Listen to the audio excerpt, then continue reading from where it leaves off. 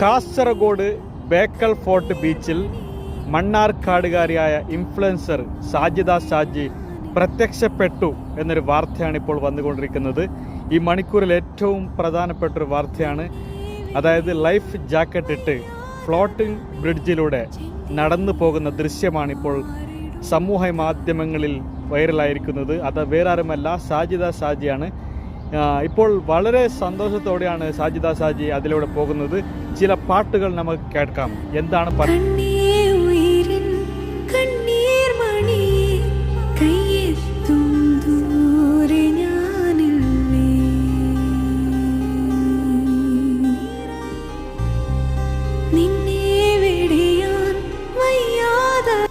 ഇപ്പോൾ സാജിദ സാജി കാസർഗോഡ് ടൗണിലേക്ക് എത്തിയിരിക്കുന്നു.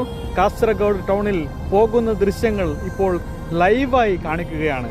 ചില ദൃശ്യങ്ങളിലേക്ക്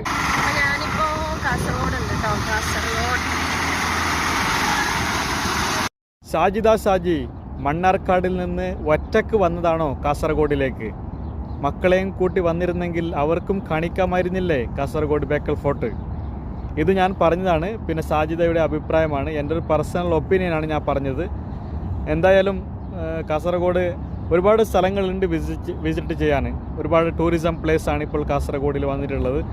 അപ്പോൾ സാജിദ കാസർഗോഡ് വന്നത് വളരെ സന്തോഷമായിട്ടുണ്ട്. എല്ലാവർക്കും ഫാൻസുകാർ വളരെ സന്തോഷത്തിലാണ് ഇപ്പോൾ ഉള്ളത്.